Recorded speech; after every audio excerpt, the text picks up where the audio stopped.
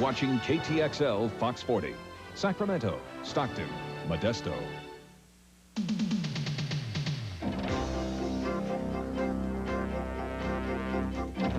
First at 10, the Valley's #1 primetime news, the 10 o'clock news. Well, we all know it gets hot here in the summertime, but the first really hot day always seems to hit us really hard, and it was plenty hot today. 106 degrees, and of course, if you were hot, imagine how these firefighters working this grass fire must have felt. The hot, hot weather is our top story tonight. Hi again, everyone. I'm Jim Crandell. And I'm Laurie Woodward. It really was sizzling today, and our Zenobia Gerald was outside all afternoon to get a personal feel for her story on the hottest day of the year so far. It's a special issue devoted to an endangered species, the housewife. 100 of the best wives. And we obviously have the wrong tape, and we'll try to get that story for you as soon as possible. Meanwhile, long delays on Highway 50 near Pollock Pines today. All lanes were closed for several hours in both directions. A tanker truck carrying aircraft fuel overturned, spilling the gas all over the highway. A spokesman for the California Highway Patrol says the truck was eastbound when the driver lost control on a curve. Authorities had to close about a 2-mile stretch of the highway. They were worried that the fuel would ignite, and that would be a big problem in this heat. The warmer it gets, the pavement gets that much warmer, and we want to be sure that we have the area very clear until we can get it cleaned up. Well, authorities say the truck was carrying 7,500 gallons of jet fuel. Fortunately, there were no injuries. We have a follow-up for you tonight on the big accident last night on Highway 99 here in Sacramento. It took CHP an hour and 45 minutes to clear all the cars out and reopen the highway after that crack-up last night. It happened about 9:15 yesterday in the southbound lanes of 99 between Fruit Ridge and 47th Avenue. Someone driving in the fast lane slowed way down, apparently worried about running into a construction road divider. That started a chain reaction accident. Only 5 cars actually crashed, but as many as 15 others spun out trying to avoid the wreck. The accident looked so bad that life flight was called in, although it wasn't needed. 5 people were hurt, but all the injuries were minor. It certainly could have been worse. One of the early police calls said the highway looked like a wrecking yard. Well, that accident last night and the potential for disaster certainly demonstrates the need for high-level emergency medical services in this town. And those services, of course, include the work of ambulance crews and ambulance companies. Of course, ambulance response times have been in the news a lot lately because some say they have not been good.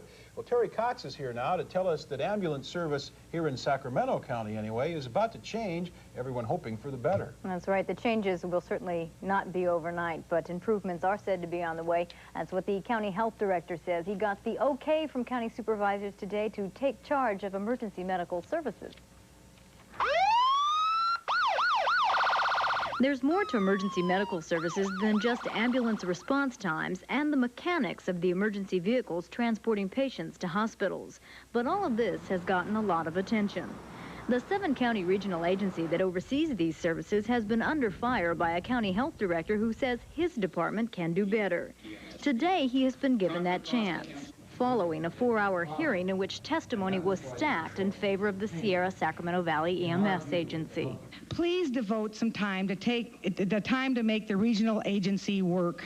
It will take money and a clear delineation of duties, but it can be done. Supervisor Sandy Smoley addressed the board as a citizen, stating a conflict of interest as a supervisor.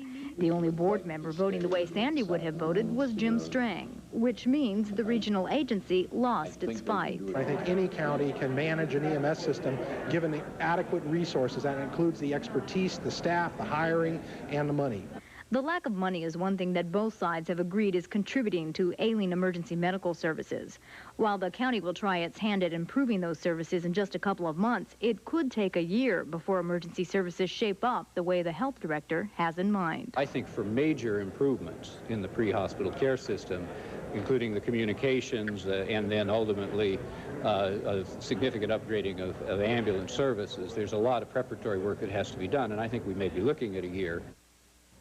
If indeed the county needs more money to improve these services, it will consider going to county residences with a parcel tax. So if Sacramento drops out of the regional agency that was overseeing the ambulance services, what happens to that agency? Is there any need for it anymore? Well, certainly there is some need for it because the regional agency has 6 counties left in it, and it will be losing some money because Sacramento, being the biggest county, is dropping out. But the agency director says it will continue, perhaps maybe picking up some neighboring counties and therefore picking up some more money, because everyone knows that money is what is needed no matter who directs this type of service. Teri, as you well know, another big issue supervisors are dealing with these days: too many new homes with children and not enough schools to accommodate all those kids.